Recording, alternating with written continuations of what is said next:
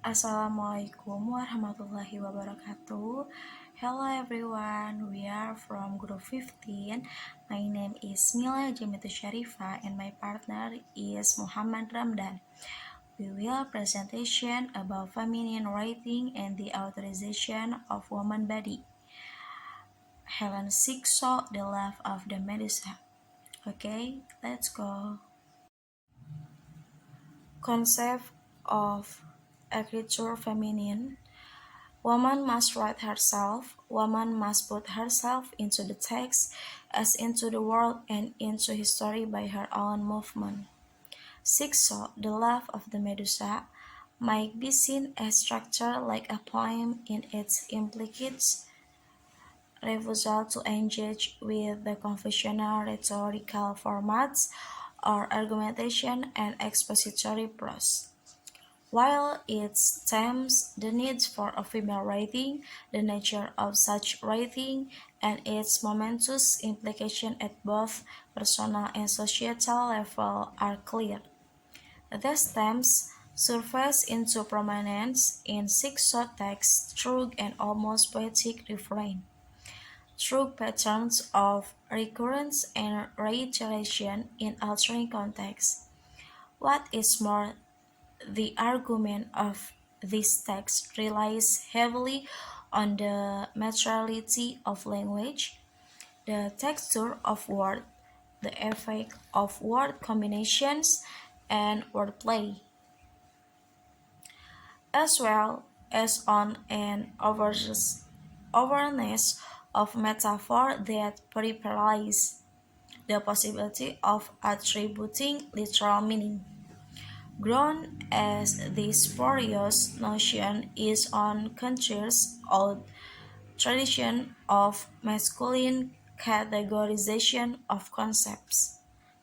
To any portion of the text attempts to move beyond even poetic stratagems uh, in as much as its parts resist assimilation into unity or into any precedent literary, critical, traditional, or into any reductive hierarchy that might assign a status of centrality to any of its claims. Why do woman must write?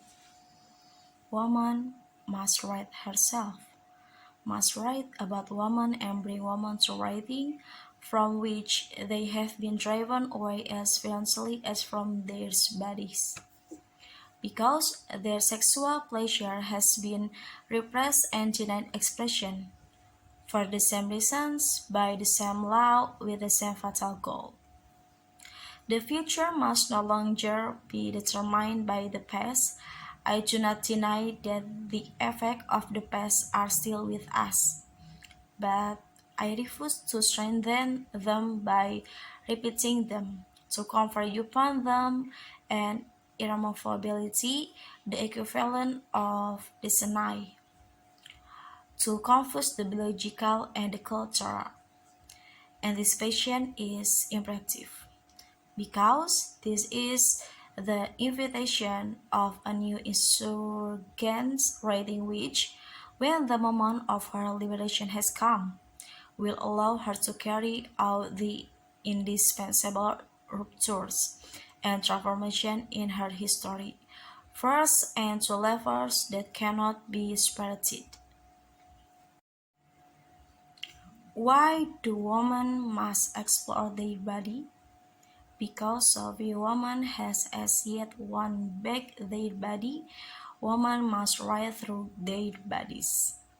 They must invent the impregnable language that will break partitions, classes, and rhetorics, regulation, and codes. They must submerge, cut through, get beyond the ultimate reserved discourse, including the one that looks as the very idea of pronouncing the word silence, the one that, aiming for the impossible, stops short before the word impossible and right is as the end.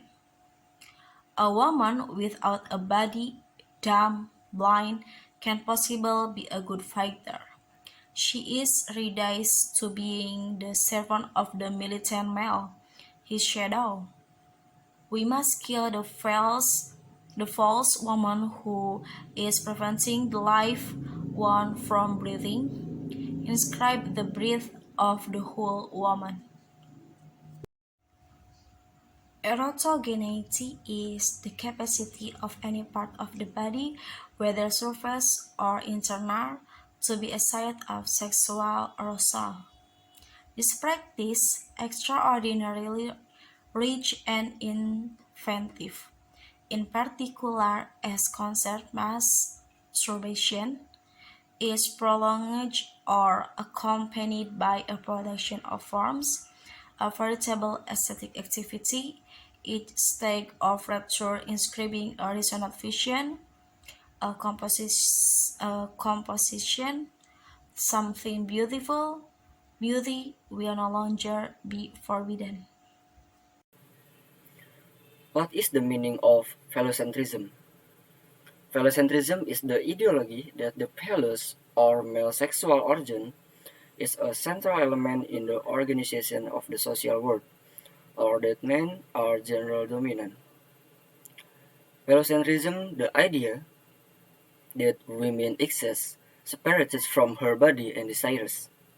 The phallus is the desire, and the concept is dependent upon a he has, she lack binary.